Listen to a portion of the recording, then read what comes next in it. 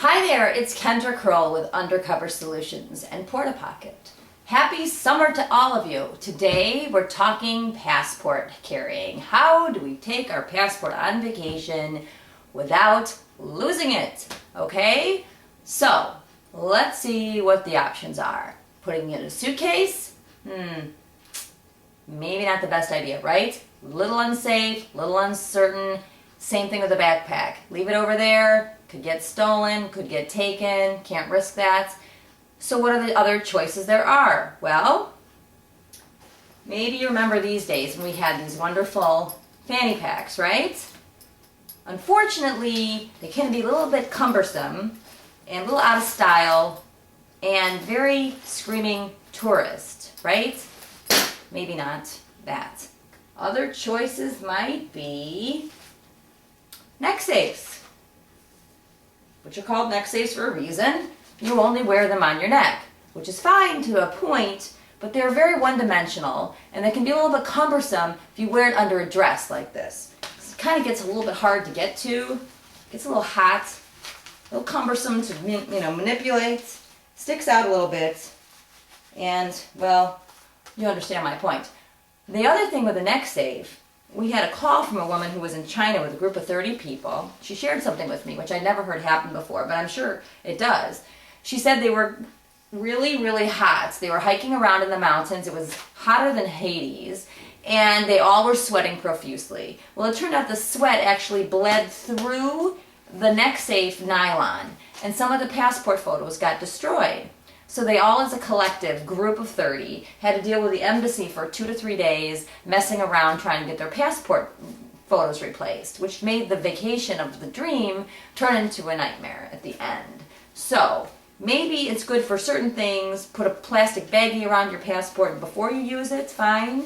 But again, something that's rather one-dimensional, and maybe there's other ways to do this. So how about the large PortaPocket? Let's see how this one works. We can put 1, 2, or even up to 4, I've heard, passports in here, depending on how many countries you get to and how thick your passport gets. But simply slide the passport into this. It's a neoprene case, so there's no bleed through of sweat or moisture. You slide it onto the band. This is the mounting pad, which is the little hump part. The soft side of the hump faces the pockets. You've got it on the right way. You just lace it right on. And you can wear this anywhere on your leg or your arm if you choose.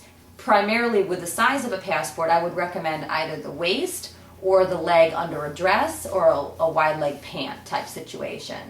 If you need a little longer length than the 18 on your thigh, we do have a 12-inch band that actually acts as an extender piece if you needed a longer length to go around. So that gives you choices and opportunity to wear it in multiple places.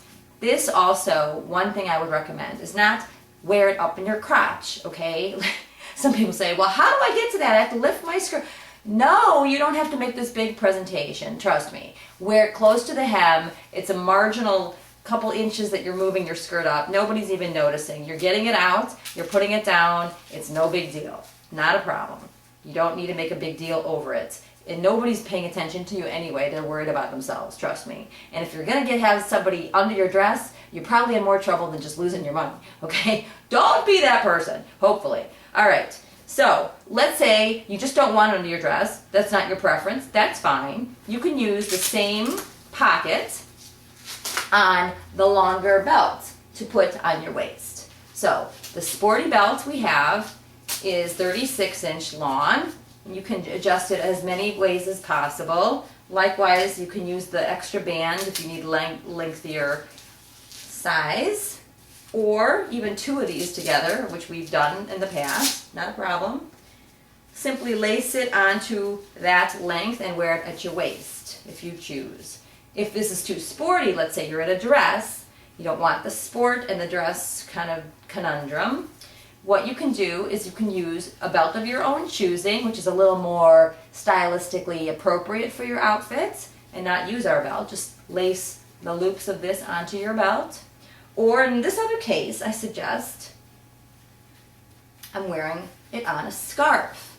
So you can take a long scarf, simply loop the scarf through the belt loops, and then tie it right over your dress, which makes it look more appropriate for what you're wearing and keeps your passport handy and not looking like tourists screaming out, or that it doesn't make sense with your outfit. So that's another choice.